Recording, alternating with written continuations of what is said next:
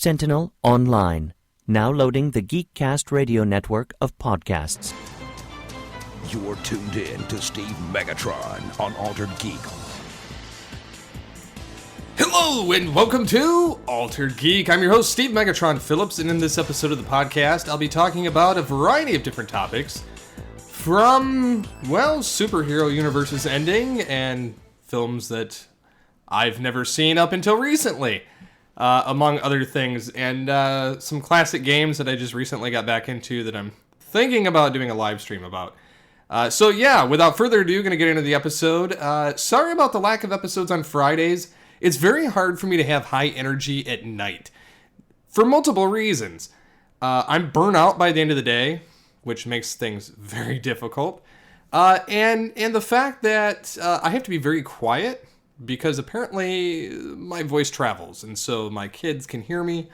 And then when being laid off, it's just a lot of different emotions going around. So yeah, I'm 4 weeks into this time, which is 1 week shy of the last time I was laid off. So we'll see what happens soon. Anyways, I'm doing freelance stuff, freelance writing, freelance graphics, website stuff. So if anybody needs anything, be sure to let me know on Twitter by adding me at SCP21. So anyways, in other news, we have the CW Arrowverse, and it's kind of sad to see it starting to slowly close down and compact itself, and seeing the fact that Arrow's going away. But with Arrow going away, it leaves possibilities for new shows. And next year, we're going to have Crisis on Infinite Earths, we're going to have Batwoman, we're going to have a variety of other shows. So it only opens up the window for new programs. I've heard rumors that Supergirl is going to get canceled, and they're going to shift it to Superman, being that they brought in John Cryer's Lex Luthor recently. And I don't know. I'm kind of wondering where this thing's going to go, where this ride's going to go. Obviously, they're going to sacrifice Oliver based on the Crisis on Infinite Earths crossover, and then kind of going from there to the actual crossover, because they stated that they needed Kara and Barry to survive the attacks ahead. But yeah, I don't know. I'm kind of hoping that we get to see something coming down the pipe for more programming. And obviously, they don't have to have Oliver, Green Arrow typically just totally 100% disappear. I know that Cisco's going to leave the show at the end of the season, so it's gonna really mix things up, having all of these different scenarios going on with the Arrowverse. And I have a feeling that despite everything else, it's not going to change the title of it just from the Arrowverse to like the Flashverse or something else. I really doubt it. But either way, it's going to be an interesting road. And yeah, I mean, we'll see. So anyways, I saw that Jeff Goldblum reposted this, and it was on somewhere. They had him mention a article from entrepreneur.com where they said that in 5 years, we could possibly see our first dinosaurs by reverse engineering them from chickens, which I think, by the way, is a terrible idea. And then that's when he brought up this quote of him from Jurassic Park saying, you know, just because we can doesn't mean that we should, you know. And I thought that was, quite honestly, brilliant on his behalf, creating a meme from his own vocals that he said, and I don't know. I thought it was kind of interesting. I don't think it's a great idea, but when has that ever stopped scientists, or anyone else for that matter, from crazy talk? So yeah, it's it's getting interesting, to say the least, as far as all of that is concerned. So I did see Captain Marvel. Captain Marvel was a good film. I had some gripes with it. It was mostly just because it was jarring in the story. It's not because it wasn't good and fun. Because I will preface that it has nothing to do with that it's a female hero. I could care less about whether it's male or female character. I want a good character. And basically she's like the nice progression or replacement for Tony Stark, Captain America, because she's got kind of that patrioticness to her, but she's also got the hand blasters, so it's, and can fly and all that. So we're getting like a combo deal out of her to replace, two heroes, you get one hero. So it was kind of interesting. Plus, it was fun seeing Nick Fury very green and not like his hardcore self that he is like later on. So that was a lot of fun to see that and see how his whole eye thing kind of happened, and that he does have a fun side and soft spot for cats and things like that. But yeah, I mean, once they had Captain Marvel on Earth, the show was the film was great, and there was a lot of sarcasm, a lot of aspects in there, but it was pretty fun. I mean, as a whole. So I definitely recommend seeing it, and you also get to see how the pager thing comes across. So that's the other cool thing. I saw a movie recently that somehow it like popped back up, probably because Brie Larson's in it. It was Scott Pilgrim, of all things.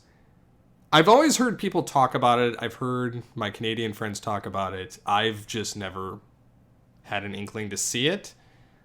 Just because I saw it as like a B flick, and I saw it as something that I'm just like, I don't really care. Like, it wasn't really on my radar, and to be quite honest, I didn't have any reason to go and watch it.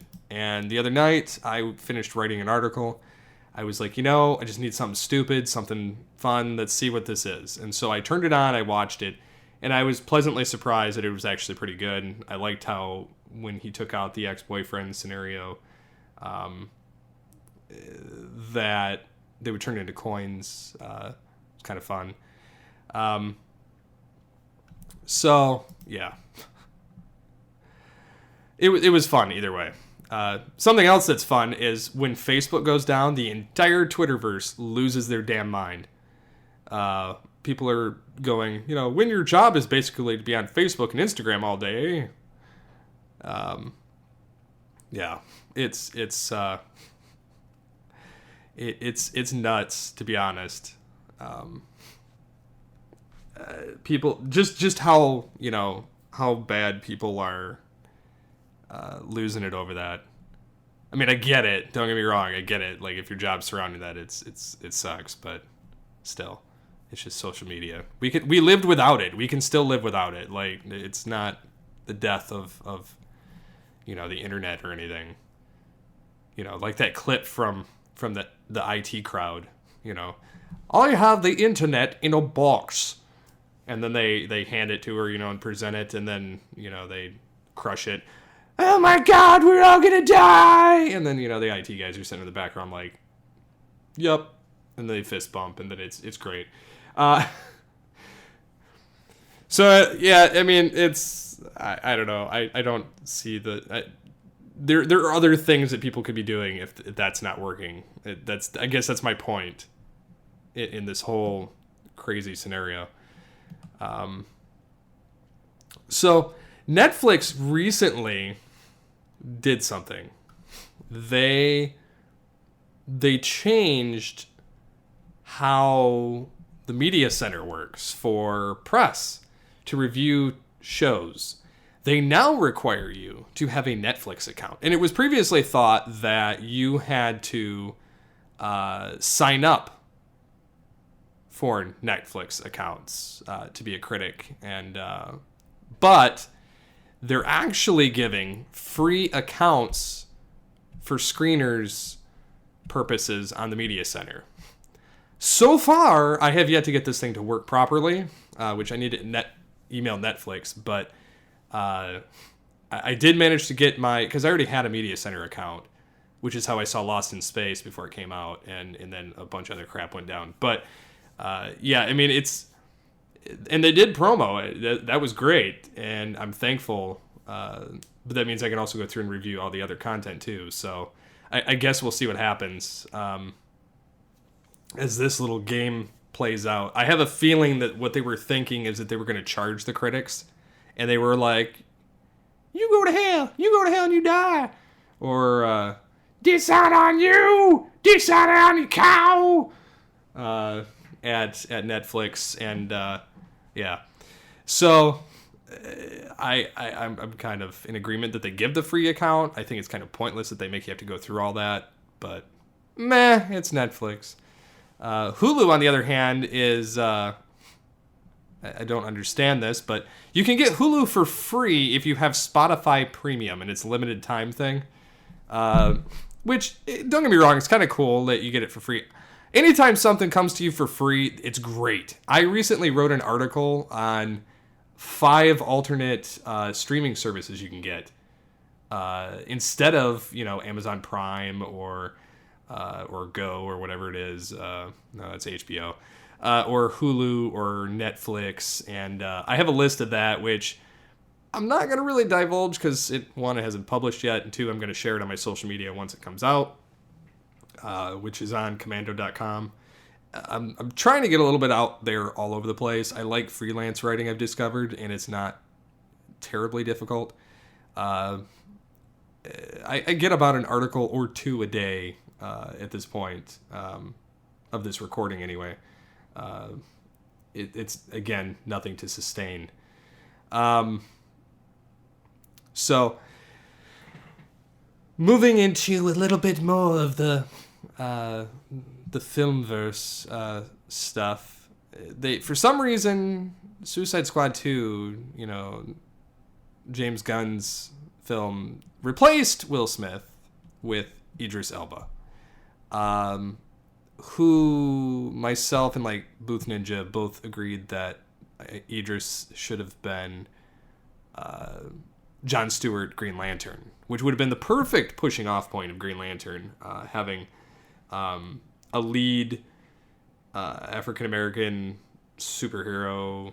And it has nothing to do with the PC thing. It just has to do with, I grew up on Justice League and Justice League Unlimited. So Jon Stewart Green Lantern is my Green Lantern. Hal Jordan, I get it. He's the main one. But honestly, I prefer the Jon Stewart one. I prefer the group that we had in Justice League. Cyborg wasn't a part of the main core league at that point. You had Martian Manhunter instead, and you had, instead of Aquaman, you had Green Lantern, and you had, instead of, you had this group anyway. And so, I guess that's kind of where I'm at with it. Similarly to other things, though, I saw something pop up this week about Tron 3, which I would love if they would make it. I doubt it's going to happen. It's been 9 years since the last one came out. And the producer of Tron Legacy kind of mentioned something about it. And I was like, I get it. He's not giving up hope. But Disney's got so much money riding on Marvel and Lucasfilm right now, that's not going to happen. And the Pirates thing is going to get rebooted just because they're done with Johnny Depp and that whole ride. And they kind of bookended it at the last movie. There really was nowhere else to go with it. Captain Jack got the Black Pearl back. Barbossa died. It's just kind of, which I still never have done that Amware episode. That's the last one I have to do of the Pirates before I can close that stupid saga out. I enjoyed it. Don't get me wrong. I enjoyed the saga, but I'm kind of done with it. And then I saw something that Deep Space Nine, the something that we left behind or whatever, documentary that they have. Recently got picked up by Shout Studios, which is owned by Shout Factory. And it's What We Left Behind. And they kind of talk about what the season 8 would have been, the ships that they would have had. Like, they remastered some of the show. A lot of interviews, a lot of stuff like that. I'm looking forward to when Shout comes out with this, because I really want to review it and talk about it, because I think that this would be an interesting thing. It may get covered here or Future Imperfect. I'm not really sure. The lines have kind of grayed between the two different areas for me, to be quite honest. But yeah, I mean, it's kind of fun seeing what could happen or could have happened, and I'm a little sad that it's not, but that's the past. But you never know. I mean, with Patrick Stewart getting his new show, I mean, we could end up with another DS9 related character. It won't be Cisco, but who knows. And then the trailer for Batman V, or Verse, not V, Teenage Mutant Ninja Turtles dropped. And it's got kind of that almost like the 1970s style Batman kind of in there, or kind of like the more recent like blue costume, dark blue costume that we've gotten recently in animation, or like the toys.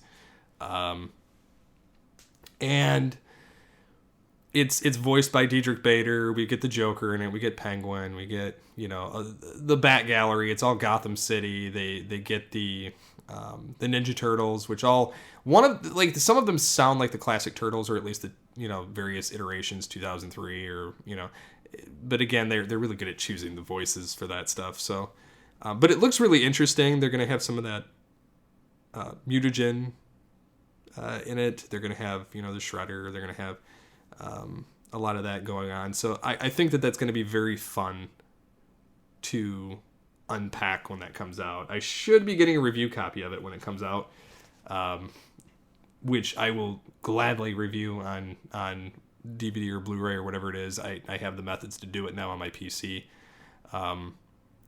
So that'll be awesome.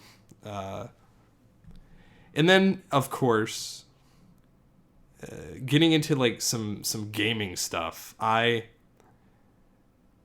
recently, I forget why I was doing this, but I was looking up people. Oh, that's what it was. Trisha Hirschberger from like SourceFed and everything else that she does now had a post on Facebook, and it was,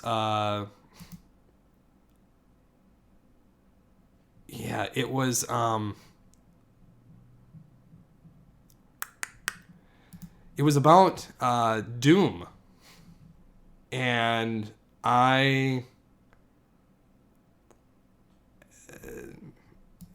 can't pull it up right now because Facebook's dead. But anyways, a good thing I looked at it prior. This is actually my second go around of recording this episode. Because the first one was terribly boring and it sucked. So anyways, she had a picture of like the floppy disk of Doom, the original one. And I was reminiscing about going to these computer shows that were out back in the day, back in the olden days. Back in the olden days when we didn't get internet and things of that nature. So, yeah, there was a demo of Doom that I used to have. Or actually, we had the full game. It was 4 discs, anyway. So, we played Doom, and that's how I got good at playing on a keyboard and mouse. Actually, it wasn't even a mouse. It was just keyboard back then. Crazy. Yeah, because now I play with my Xbox 360 or with just the keyboard and mouse. So, it's really strange. But anyways, that's how I got to be so good at the first person stuff, and those were super inaccurate compared to like the modern stuff where it's like needlepoint eye precision. And I was kind of reminiscing about it, because the game scared the crap out of me when I was a kid. And now, like going back to it, I kind of was having fun with what other games did I have, And I went to classicreload.com because you can play a lot of these games for free online because it's more of an archival thing than anything else. So, like, I went through, like, the gamut of a bunch of games that I played, either for computer or for console.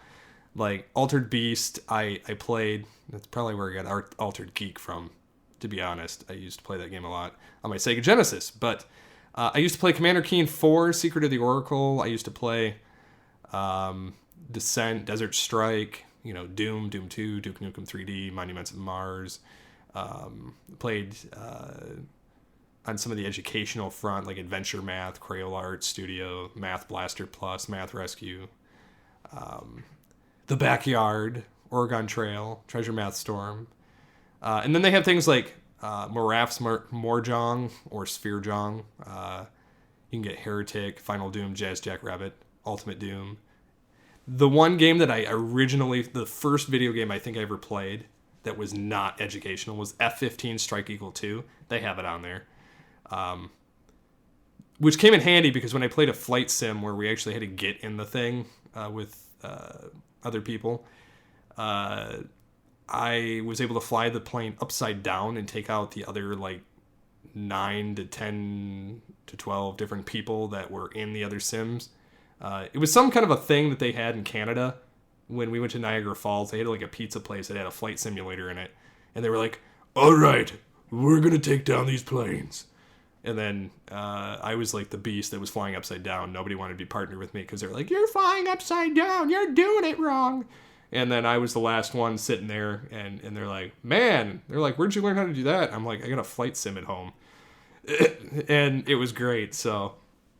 But they let you emulate Windows 95, Windows 3.1, 3.11, which I had all three of those.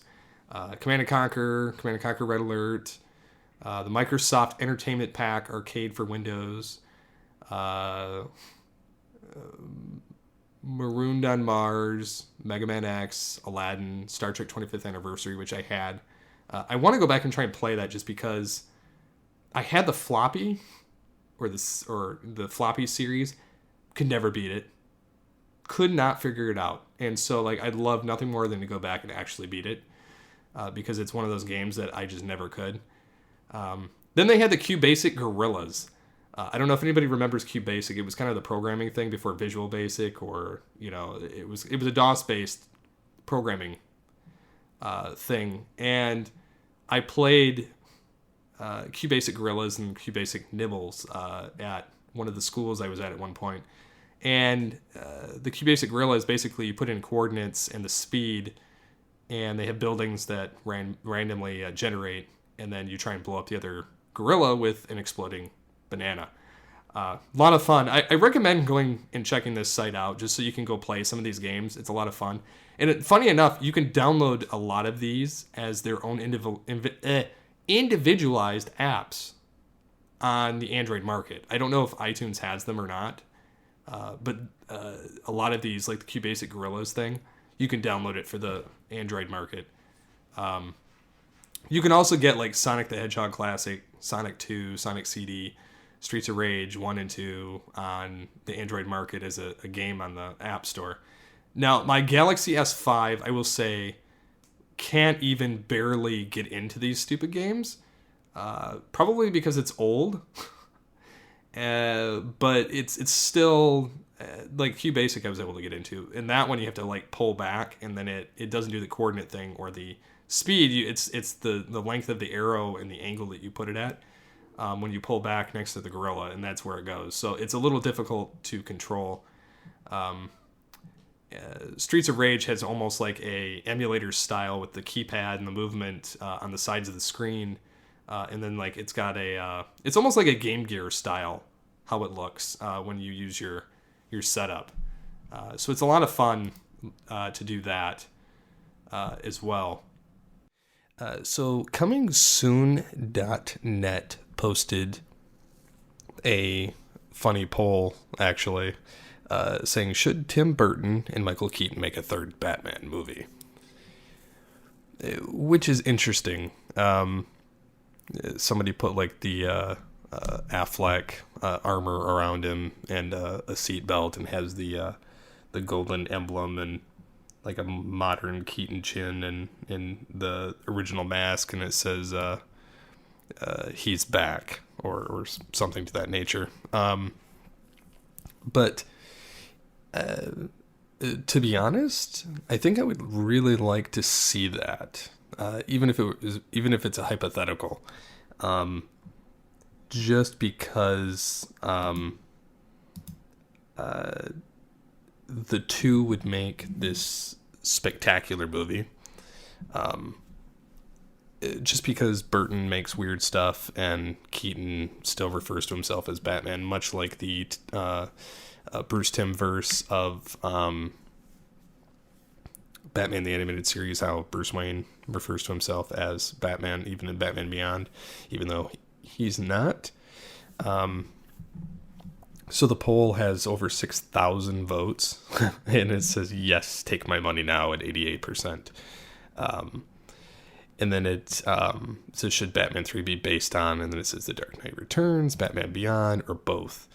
And it's tied for both and Batman Beyond at the same time, which, to be honest, I would love to see a Batman Beyond film, and I've been kind of clamoring for this since like 2005, when the last movie came out, and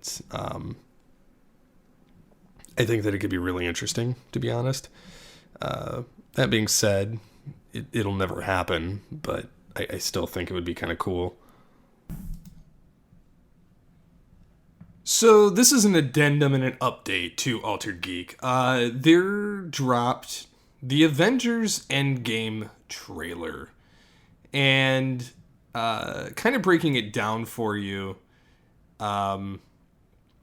we start off with, first of all, this trailer has me hyped. Plus, it goes back to like all of the various introductions, where Iron Man, kind of mentions that, it had been years since he came from that cave and became Iron Man, and you get to see like that. And then he kind of goes through his whole, saga, briefly. And you see him adrift in the ship in space.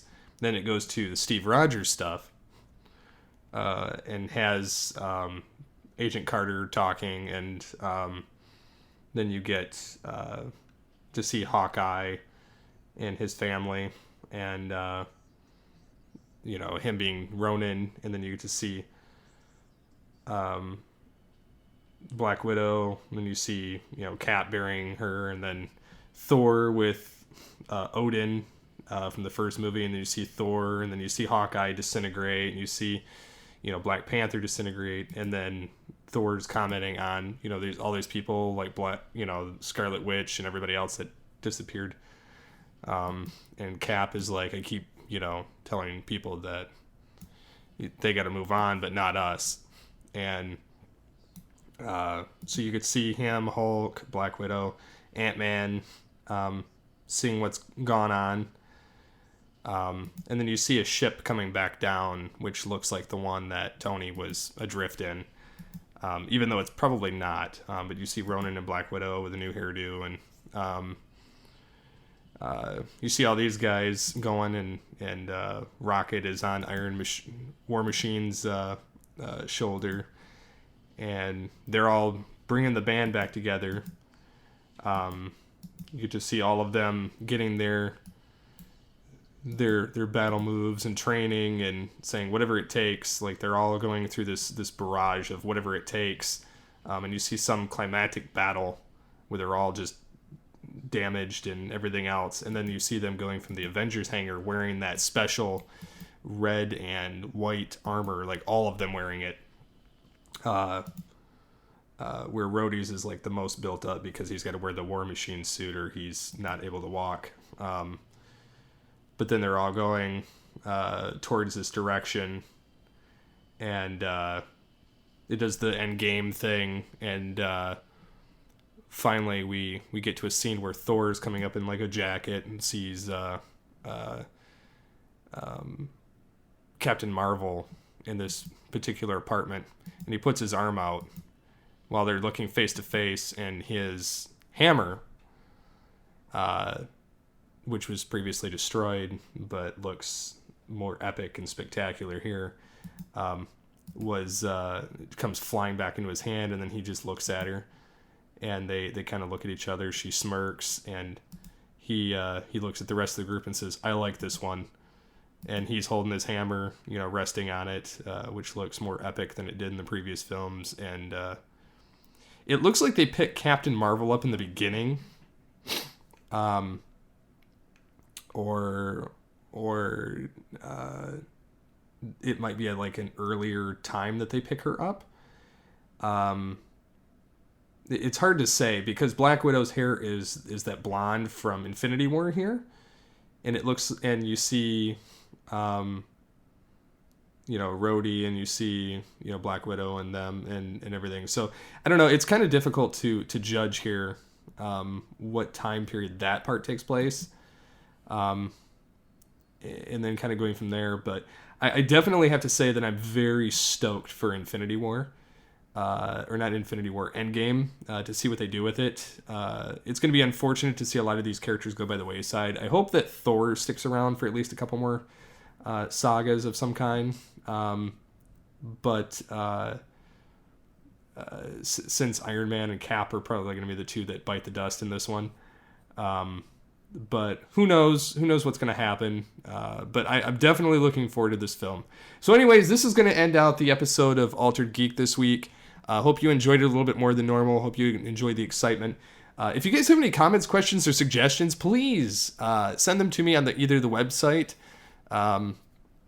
preferably on geekcastradio.com. I'd love for people to give their comments.